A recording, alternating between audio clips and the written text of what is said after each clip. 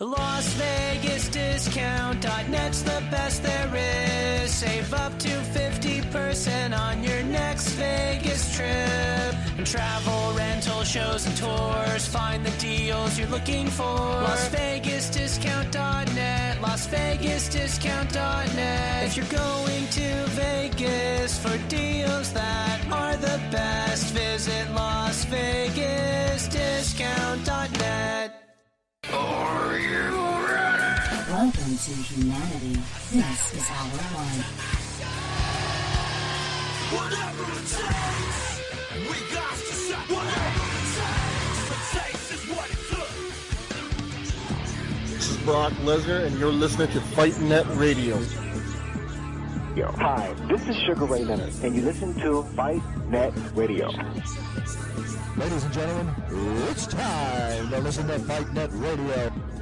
Lee Harvey Oswald, what's your name? How the hell am I supposed to know you? This is Frank Shamrock. You're listening to Fight Net Radio. Hi, this is Nia, the Knockout St. John. You're listening to Fight Net Radio, and there's no way I would ever touch Lee. This is Chuck Jackson. I am Stephen Bonner, and you're listening to Fight Net Radio. Dan Henderson, you're listening to Fight Net Radio. Everybody, welcome to Fight Net Radio, where Lee's burning every bridge there is out there. All right. Hi, this is Manny Pacquiao. I'll fight anybody on FightNetRadio.com. I mean, this is ridiculous. It's a radio show. It ain't a 1 hour television spectacular. Got your email? Yeah. Hi, everyone. Welcome to Fight Net Radio. I don't know what recorded there. Lee Hanish, Andrew Labouche, bringing you the wonderful world of boxing. That's what we do. Andrew, how are you? Doing good, Lee. And what was your feedback from the week? Were people happier with this show? Didn't get too many responses this week. I don't know. I don't really know what the feedback was. So basically, they only bitch and complain when they don't like the... Feedback only happens when they don't like the show. Basically, yes, sir. Or I have, as they call it, white guilt for too long on the show. That's still the funniest thing ever, that I have white guilt. You people who listen to this show, you make me laugh. Please tune in to our Facebook page, which is fightnetradio.com. That'll take you to our Facebook page. We put bonus content up. We tried to record this week, but apparently there's a new Skype, which caused my recorder not to work, which means I needed a new recorder. Long and short, you only got one bonus episode this week. You guys would have gotten 2 bonus episodes this week. However, with all of that said, we are here to talk about the wonderful world of boxing. I would talk about football, but it'll just make Andrew unhappy. The loss of his Raiders being traded for first-round draft picks for the new Gruden team is probably a little stressful. No, that's not stressful. It's the Vegas move being up in the air. That's the one thing I want over with already. And I know we won't get the final answer here for a few years now, but that's the thing that's kind of getting me to start checking out on this team. All right, let's start with my biggest question of the week, Andrew. And for anybody wondering, I think the biggest news of the week on Sunday at 9 a.m., the Ticketmaster site has been hacked and is crashed right now. How crazy is that? Who is it for? What did they crash it for? Ticketmaster is down. Like, it's not working.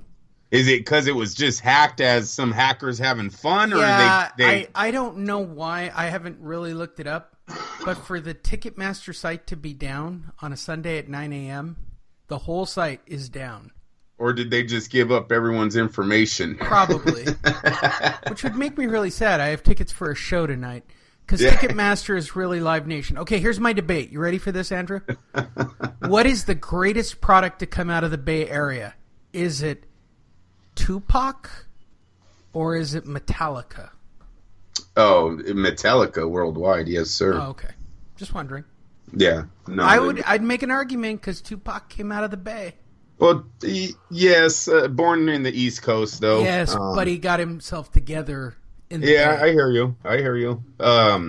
Yeah, no, I don't know if he can beat Metallica out, though. If he was alive still, maybe then, right? But when Metallica's been alive for, 20 more years? Oh, yeah, at least. So basically Metallica is what Billy Joel is to New York, and Bruce Springsteen is to New Jersey. You're saying Metallica is to the Bay Area.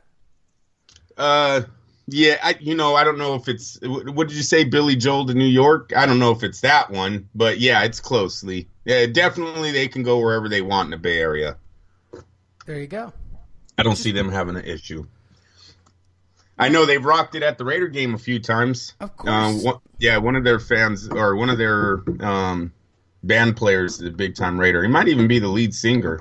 And so they've actually been to a Metallica show, Andrew? Yeah, well, just when they were in the Coliseum. Ah, got it. You don't go to concerts, do you? No. Only been to a few concerts in my life. Don't really like them. I was always a fan of the hip-hop world, right?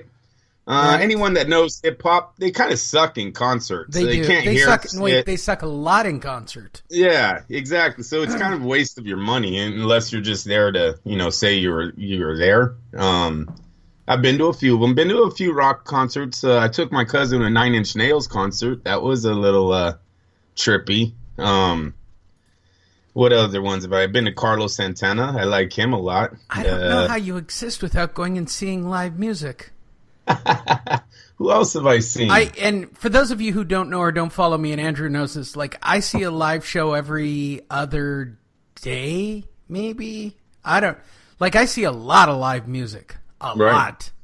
You also listen to the type of music that's that you can go to a concert and actually enjoy. Well, yeah. Okay, so I had this debate with my brother-in-law who was trying to explain to me that everybody sucks live. I said, okay, you're in your 20s, and everybody you go and see sucks live. I agree. I don't care if it's a rapper or if it's a pop star. Generally speaking, if your name isn't Bruno Mars, you're probably going to suck live. You probably are. I've been to concerts, Lee, where there were so many guys on stage, I actually lost who the real artist was. And then when you start hearing throughout the concert, why are there so many guys on the stage? Oh, there was a threat of a gun. Someone was going to start shooting, so he didn't want to. He wanted to blend in with everyone. What the hell? What's going on here? I paid big money for this. Why are they doing that? Right. It's crazy. Yeah, I'll just have a bunch of my homies stand in front of me if the gun starts going off. Well, we've talked about it on this show. I should have been at the Harvest Festival in Las Vegas, which is a rarity that I wasn't at that show. I had just seen the headliner the week previously, and we went up to, I think, San Francisco that past weekend. There was some reason why we didn't go, but for me not to be at Vegas, not to be at that concert was an oddity. But because my fiance is such a gangster, she's like, she laid it all out. She's like, nobody got shot in the VIP room. Nobody got shot there. It was the idiots on the floor who kept looking where the bullets were coming from. Come on, I don't know if you call them idiots. Come on, Lee. If you hear gunshot, okay, you're a Bay Area guy. I know, you hear shooting, are you down or are you looking for the direction of the shooter? You're probably just running, bro, but I still wouldn't call them idiots. Yeah, it's not funny. All right. I didn't say it was funny.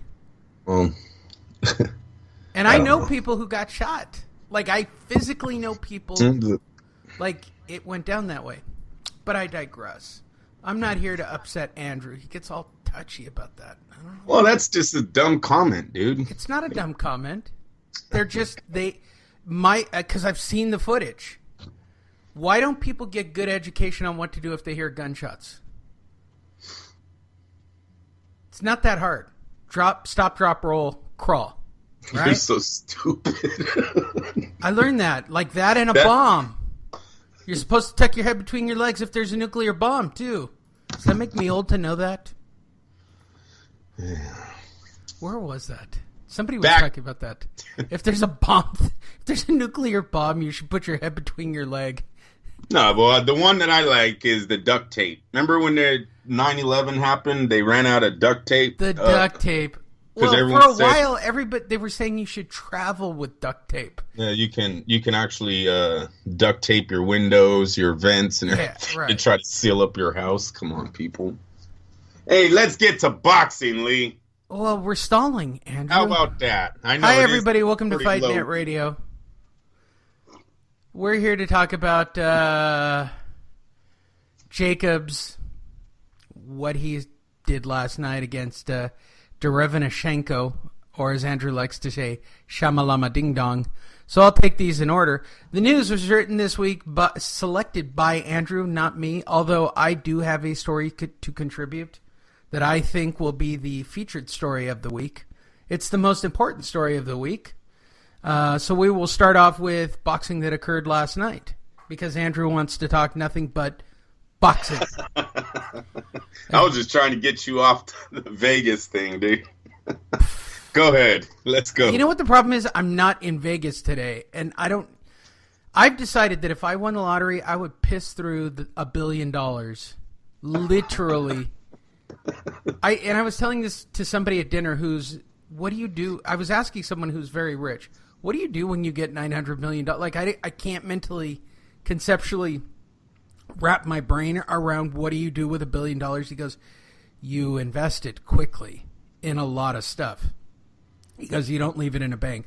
I said, I know that I'd put a chunk of it in Vegas.